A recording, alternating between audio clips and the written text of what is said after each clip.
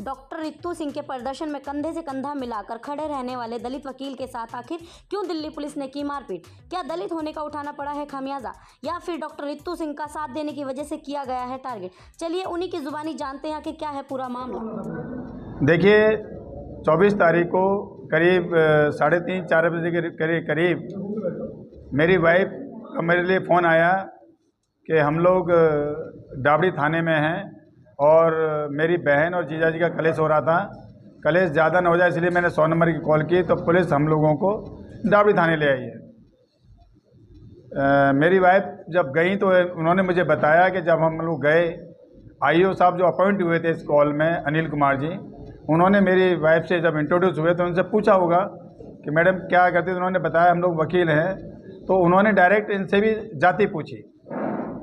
फिर इन्होंने कहा कि मेरा हस्बैंड भी वकील है, तो उन्होंने कहा इनसे कि आप उनको बुला लीजिए वकील साहब को, इनका सुलह करा देंगे। इनका मेरे पास कॉल आया कि ऐसे बात है, जीजा जी का और बहन का ज़्यादा झगड़ा हो गया था और आप आ जाइए, इनकी सुलह कर दीजिए थाने में। मैं इनकी कॉल जब मुझे मिली तो मैंने अपने एसोसिएट मिस्टर अभिजीत पवार को लेकर के मैं जब डाबड़ी थाने पहुंचा, जब मैं थाने अंदर गया तो एसआई अनिल कुमार जी मेरे से मिले। उन्होंने मेरे से कहा कि वकील साहब इनका फैसला करा दो। मैंने उन दोनों पार्टियों को कन्वेंस किया फैसला कराने के लिए, तो कन्वेंस हो गए फैसला कराने। फिर उन्होंने कहा कि वकील साहब एक लेटर में लिखवा दो कि वो 100 नंबर की कॉलेज है। अभिजीत पवार को मैंने डायरेक्शन दिया कि आप एक एप्लीकेशन लिख दो कि इनका दोनों का फैसला हो गया है। तो मैं इंग्लिश में इनको डिक्टेट करने लगा, तो इस बात पे उनको बहुत आपत्ति हुई। आपत्ति से पहले जब मैं एंट्री की थी, उन्होंने मेरी जाति पूछी, वकील साहब क्या किस जाति से हो? मैंने बोला मैं ऐसी से हूँ। तो उनका रवैया तभी चेंज हो गया था। जब मैं इंग्लिश में बोलने लगा तो उन्होंने सिर्फ सीधे में से कहा, ढेड़ इंग्लिश मत बोल, हिंदी मत लिखवा, हिंदी में लिखवा। मैंने कहा जनाब क्या बात होगी, आप जाति के नाम क्यों ले रहे हैं? इसी बात पे वो बहुत ज़्यादा एग्रेसिव हो गए और मारने को उठने लगे। मैंने उनसे कहा, मैंने आप जाति के ऊपर नहीं बोलेंगे। तो हमारी आर्गूमेंट होने लगी। इस बात के ऊपर उन्होंने मेरे पर अटैक कर दिया, मेरे झापड़ घूसा पट्टी मारना शुरू कर दिया। मेरे एसोसिएट मिस्टर अभिजीत पवार उसे बचाने आए तो उन्होंने पुलिस वाले और बुला लिए जो वहाँ पर उपस्थित थे। उन्होंने सबने अभिजीत पवार को बहुत बुरी तरह से मारा। मेरी वाइफ बचाने आई तो इनको बहुत बुरी तरह से मारा, इनके प्राइवेट पार्ट में लातें मारी, इनको पकड़ा जेंट्सों ने। और मैं जब फ़ोन करने गया तो मेरे दो फ़ोन थे, दोनों उठा के ज़मीन में मार दिए उन्होंने, दोनों फ़ोन तोड़ दिए, मेरा चश्मा तोड़ दिया। अभिजीत पवार के गर्दन पे काफ़ी चोटें आई और हमें ढेड़ चमार इस प्रकार बोल बोल करके हमें अपमानित किया। और मुझे बोला कि उन्होंने नेता मत बन, माँ बहन की गंदी गंदी गाली देकर बहन चो चमारो साले, तुम पढ़ के वकील बन गए, तुम हमें सिखाओगे? इस प्रकार का हमारे साथ बर्ताव किया। अभिजीत पवार को बहुत मुश्किल से हमने छुड़ाया और हमें उन्होंने पकड़ के अरेस्ट कर लिया। हम बड़ी मुश्किल से अपनी जान बचाकर थाने से बाहर निकले। थाने से बाहर जब हम लोग आए तो हमने 100 नंबर की 2 कॉलें की, मेरी मिसेज ने, कोई पुलिस नहीं आई। फिर हम सीधा अपनी गाड़ी लेकर के हम दीनदयाल हॉस्पिटल पहुँचे। वहाँ पहुँच कर हमारी एमएलसी हुई। एमएलसी होने के बाद भी हमने 4-5 कॉलें वहाँ से भी की, 100 नंबर की, 112 नंबर की। पुलिस ने तो कोई हमें रिलीवेंट कॉल नहीं आया, न कोई हमें पूछने आया। एक ऐसा ही आए थे रमेश चंद जी, सिर्फ हमारा नाम पूछ कर चले गए कि वकील साहब को इलाज मिल रहा है, नहीं मिल रहा है। मैंने कहा साहब इलाज नहीं मिल रहा है। वो डॉक्टरों को बोल के चले गए कि ये लोग वकील हैं, आप इनका थोड़ा अच्छी तरह से इलाज कर दो, बस। उसके बाद आज तक 24 तारीख से लेकर आज तक 27 तारीख तक हमारे पास कोई किसी प्रकार का कॉल नहीं आया, न किसी ने हमें बोला कि आप वकील साहब स्टेटमेंट दे दो या नहीं दो। कल हम कुछ वकील मिलकर के डीसीपी द्वारका गए थे हम, तो विक्रम जी थी शायद वहाँ आईपीएस हैं, डीसीपी अंकित सिंह जी हैं, सॉरी। तो उन्होंने हमें पहले टाइम नहीं दिया मिलने के लिए। जब हमने बहुत ज़्यादा रिक्वेस्ट की तो मिले, तो फिर उन्होंने हमें इग्नोर करने के जैसे उन्होंने बोला और हमसे 3 दिन का टाइम मांगा। 3 दिन का टाइम मांगा, बोले जी मैं 3 दिन में इंक्वायरी कराऊंगा। हमने रिक्वेस्ट की डीसीपी साहब ये बड़ा हीनियस क्राइम हो गया है, मेरी वाइफ को उन्होंने बुरी तरह से मारा है। मेरी वाइफ ने रिक्वेस्ट की, उन्होंने बोला नहीं 3 दिन का टाइम दो। तो मैं सभी से यही कहना चाहूँगा कि शायद आज बाबा साहब होते तो बाबा साहब को दुख हुआ होता कि आज वकील तक यहाँ सेफ नहीं है। तो आप देख लीजिए क्या हाल समाज का है कि जाति पूछ करके मारा जा रहा है हमारे लिए। ये एक डर बनाने का उन्होंने पूरा प्रकरण तैयार किया है कि एक डायग्राम तैयार किया कि जिस प्रकार से हम अपनी आवाज़ न उठा पाएँ, एक महिला अपनी आवाज़ न उठा पाए, एक महिला को जेंट्स होने, आप सीसीटीवी उस बात के गवाह हैं, कोई भी वहाँ लेडीज़ कांस्टेबल, लेडीज़ अधिकारी नहीं थी। कोई बच्ची, छोटी बच्ची, मान लो 18 साल की बच्ची है, 20 साल की बच्ची है, वो थाने जाएगी नहीं ना डर के मारे। नहीं मैडम क्या कहेंगे? मैडम जी, आप महिलाएं बताएं इस मामले क्या हुआ? शुरुआत शुरुआत तो यहीं से हुई थी कि मैंने अपनी सिस्टर के लिए कॉल किया था। उनका झगड़ा बहुत ज़्यादा बढ़ गया था, तो हमने कॉल किया 100 नंबर पे, मैंने 112 पे कॉल किया। तो वहाँ से वो ले गए, पीसीआर वैन में ले गए हैं। तो हम वहाँ तक गए तो उन्होंने कोई बात नहीं की। फिर वहाँ जाने के बाद कि आप कौन हो, ये मैंने कहा मैं इनकी सिस्टर हूँ और मैं एडवोकेट भी हूँ। तो क्या अच्छा कौन जाती हो आप लोग, कहाँ से हो? मैंने कहा ऐसी समाज से हैं हम लोग। अच्छा ठीक है। फिर वो बड़ा रूडली मेरे से उन्होंने बात करना शुरू कर दिया। फिर मैंने हस्बैंड को कॉल किया कि आप आ जाइए, थोड़ा ऐसे ऐसे बात है। तो इन्होंने कहा कोई बात नहीं, सेटलमेंट करा देते। तो सेटलमेंट करवाने के लिए जब बात हुई कि चलो, वो दोनों हस्बैंड वाइफ मान भी गए कि चलो कोई बात नहीं, सेटलमेंट कर लेते हैं, आप लोग कह रहे हो तो हम सेटलमेंट कर लेते हैं। फिर वहाँ जाके जब इन्होंने अपने असिस्टेंट को बोला, अभिजीत को, कि कोई बात नहीं, सेटलमेंट लेटर एक बार लिख दो। और बताने लगे तो उन्होंने कहा अरे इंग्लिश में क्यों लिख रहे हो, हिंदी, पहली बात तो हिंदी में बात किया करो। सबसे पहला उन्होंने ये बोला। और मेरे से भी वो इतना ही रूडली बात कर रहे थे कि ऐसे कैसे बात कर रहे हो, बात कैसे कर रहे हो, अच्छा उधर बैठो, हम अपने आप देख लेंगे जो भी देखना होगा। इस तरीके से उन्होंने मुझे ट्रीट किया, इस तरीके से मेरे से बात करना शुरू किया कि हाँ हाँ ठीक है हम लोग देख लेंगे। फिर महिला पुलिसकर्मी वहाँ मौजूद थी? जी नहीं थी, एक भी नहीं थी। और जिस टाइम हमें पीटा गया, जब मैं इन लोगों को बचाने के लिए बीच में आई हूँ, तो भी कोई नहीं था, सारे जेंट्स थे, सारे मेल थे। महिला हेल्पलाइन और 111 मुझे पे आपने कॉल किया है, ट्राई की कोशिश की? नहीं, उस टाइम वो हालात ही नहीं थे, कॉल कैसे करते, इतने सारे मेल थे कि सबने मुझे पकड़ा हुआ था। उन्होंने मुझे गालियां दी, आप शब्द बोले, मुझे प्राइवेट पार्ट पे हाथ लगाया, बहुत ज़्यादा हिट किया है, पीछे से भी आगे भी, और ब्रेस्ट वगैरह भी बहुत ज़्यादा मुझे उस नखूनों के निशान भी आए थे। क्या आपको लगता है कि इस घटना के बाद में हर थाने में जी इस तरह की वारदात को रिकॉर्ड करने के लिए सीसीटीवी कैमरा कंटिन्यू होनी चाहिए 24 आवर्स? बिल्कुल होने चाहिए।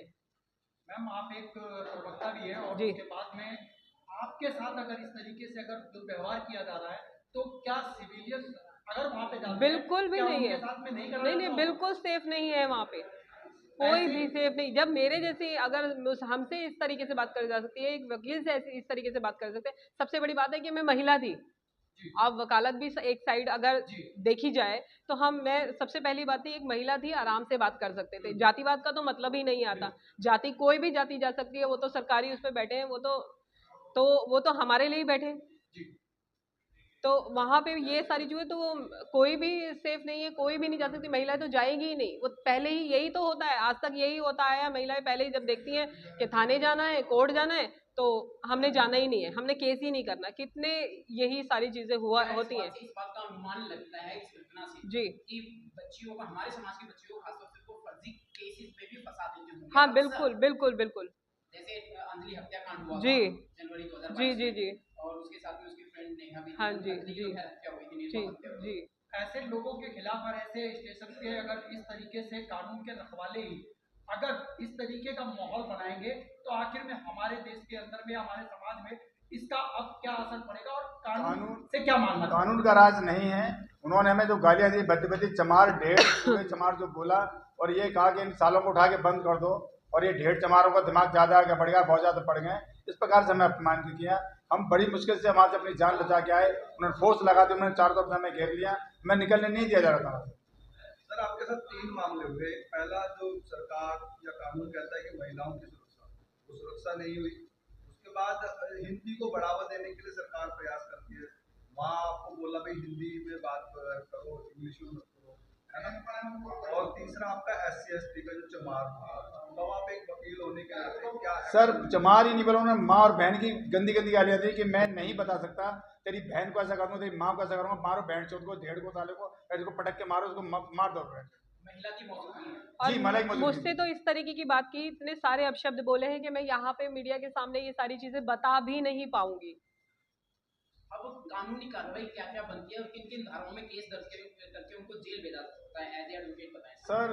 मैं जो एज ए एडवोकेट मैं आपको यही बताना चाहूँगा, SC/ST एक्ट का मामला बनता है, हमें अपहरण किया, उन्होंने इलीगल डिटेन किया हमें उन्होंने, तो ये बहुत सारी धाराएं उसमें बनती हैं। अब देखिए कोर्ट के ऊपर है, कोर्ट से हम न्याय मांगेंगे, कोर्ट क्या करती है। अभी तक एक्शन ले चुके हैं, लेना है? सर हमने कल एप्लीकेशन अपनी दे दी है, सबके लिए एप्लीकेशन दे चुके हैं, CP साहब को भेज चुके हैं, मेल कर दिया CP साहब को, DC साहब को से रिसीविंग ले लिया हमने, डीसीपी साहब से पर्सनल मिल के आए हैं। उन्होंने 3 दिन का हमें समय मांगा है। हमारे अभिजीत एसोसिएट हैं अभिजीत पवार जी, इनको गले से कुछ खाया पिया नहीं जा रहा, इतने गले दबा दबा के मारा है।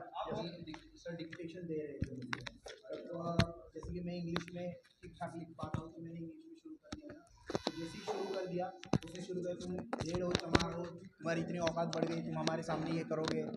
तो फिर जैसे ही उस बात में हीटेड आर्ग्यूमेंट शुरू हो गई, वो सर के ऊपर आने लगा। तो फिर जैसे ही सर के ऊपर आने लगा मैंने इंटरवीन किया, फिर वो मारना शुरू किया और बहुत घूसे लातों से बहुत मारा है सर। और मारते मारते अंदर जो एरिया है जहाँ कैमरा नहीं है वहाँ हमें ढकेलने की कोशिश की और अंदर डाल दिया। और जैसी दिखा सर, सारों ने गैंग में मिलके मारा है, पूरी जैसे वहाँ फोर्स थी सारी अंदर आ गए, मुझे मार दिया इन्होंने, बहुत मारा। दिल्ली पुलिस के ही अधिकारी? Yes 100% sir, 100%। ऐसा तो नहीं कि मतलब आगे से भी किसी और को बुला रखा उन लोगों ने, ऐसा कुछ? ये हम नहीं कह सकते क्योंकि ये तो लग रहा है उनका पहले से ही, जैसे हम लोग पहुंचे तो वो पहले से यूनाइट इकट्ठे होने शुरू हो गए। कह रहे थे कि फोन निकाल लो, इनके फोन निकाल लो। आपको कि ये पहले से ही सोची समझी साजिश के तहत आप लोगों के साथ में ऐसा किया गया है? क्योंकि हम गए तो काफी फोर्स इकट्ठा थे, काफी पुलिस वाले इकट्ठे थे जब मैं और मेरे एसोसिएट गए। हाँ, बहुत सारी फोर्स।